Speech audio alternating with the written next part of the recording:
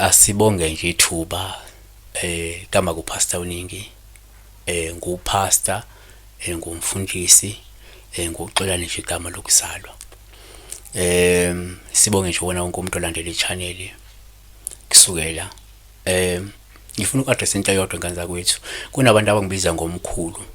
Ngicela ukuthi bengalisebenzisa igama likamkhulu ngenxa yokuthi i-office engikulona akulona elifanele ukuthi ngingabizwa ngale title yokuba ngumkhulu okwamanje. Njengamanje ngingumfundisi ukusho ukuthi i-title ongayisebenzisa ekamfundisi noma ekapastor noma upastor weNingi.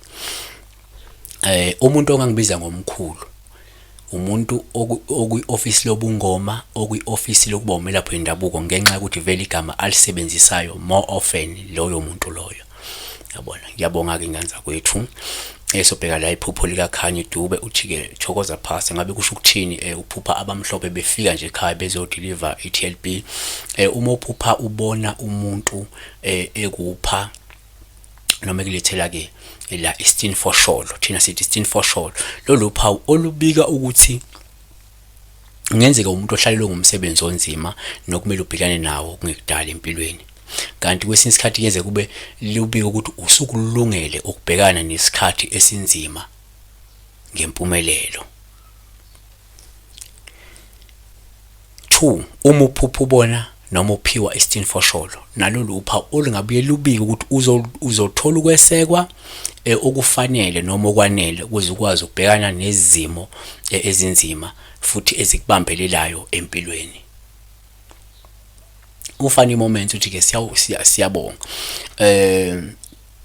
ukuphupha la amarozi ku garden kuchazana. Uma uphupha ubona ingadi amarozi uphawu luhle kakhulu, lungabika nje uchuma, lubike injabulo, libike nothando osukulithola mhlawumbe noma ungasulithole empilweni kungekudala. Kanti futhi uma uphupha la ubona nje ingadi amarozi samhlophe, lolu phawu luhle kakhulu, luvame nalokubika mhlawumbe ubumsulwa, lubika ubumnene nobungcwele bomuntu empilweni, yabona. Kanti uma ungenzeka uphuphe ubona mhlawumbe ingadi yamarozi abovu, uphawu luhle kakhulu nalo luvame ukubika uthando, libike ukuzinikela komuntu nokusidela komuntu empilweni, yabo, entweni ethile.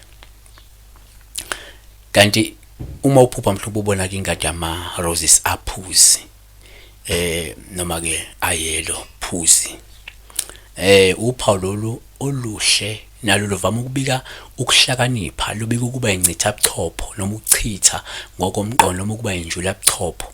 Lungaphinde libike injabulo ezayo kulowo muntu. Siyabonga, uNkulunkulu nibusise, uNkulunkulu nisikelele.